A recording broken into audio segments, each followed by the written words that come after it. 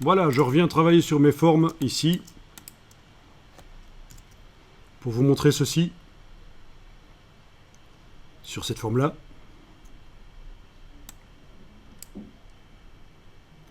Il est possible d'ajouter, en plus du fond qui fait la couleur, qui pourrait lui-même contenir un dégradé au fait. En plus du dégradé par-dessus, on peut ajouter un troisième fond. Allez-y, ajoutez un troisième fond, menu de la palette aspect, ajouter un nouveau fond. Et sur ce nouveau fond, vous allez pouvoir mettre un motif. Et on va aller chercher dans le bas de la palette nuancier, menu fenêtre, nuancier. Dans le bas de la palette nuancier, dans la bibliothèque, on va aller chercher des motifs. Donc motif. Motif nature. Nature feuillage, par exemple. Tout en sachant que c'est très limité par rapport à ce qu'on trouve sur le web. Quoi qu'il en soit, voilà.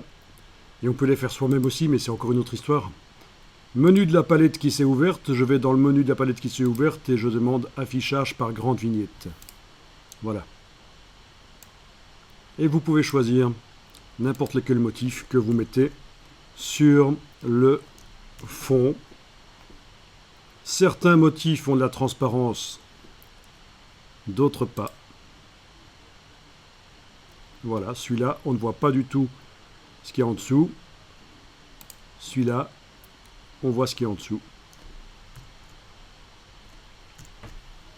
Bon, vous allez pouvoir choisir un motif, lequel pourrait convenir ici.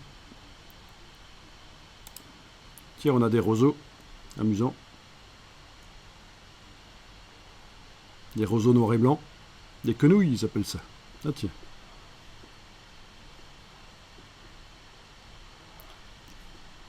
Ok, donc pas de transparence sur le motif ici des roseaux.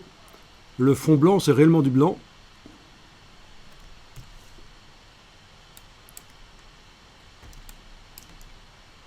Et vous allez pouvoir, pour ce fond-là, cliquer sur opacité. Donc il faut que le fond soit ouvert et on va régler l'opacité de ce fond-là.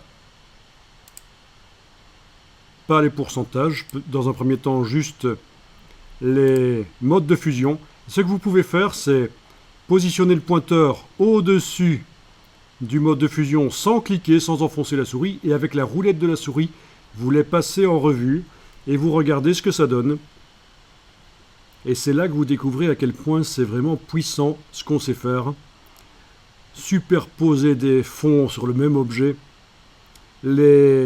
gérer la manière dont ils interagissent les uns avec les autres, stocker ça dans la palette style graphique, réappliquer ça sur n'importe quel objet. Si c'est pas génial ça. Ok, je vais me dire, tiens, lumière tamisée, ça donne pas mal. Ok, je peux tester, diminuer l'opacité. Ça donne pas mal, mais est-ce que ça donne encore mieux si je diminue? Ben, peut-être bien. Vous voyez la logique. En tout cas, ne cliquez jamais sur créer masque ici, parce que ça, c'est encore autre chose de plus avancé. Donc voilà. Le fond de roseau, le motif est en 60% de lumière tamisée chez moi. Je sais que par un double clic sur l'outil de mise à échelle, je peux, dans la boîte qui s'ouvre, donc l'outil de mise à échelle, c'est bien celui-ci. Un double clic sur l'outil de mise à échelle, je peux décocher transformation d'objet et garder transformation de motif coché et aller régler la dimension du motif ici. 50, touche tabulation. 25, touche tabulation, etc. Je vais le mettre à 50. Voilà. OK. Voilà.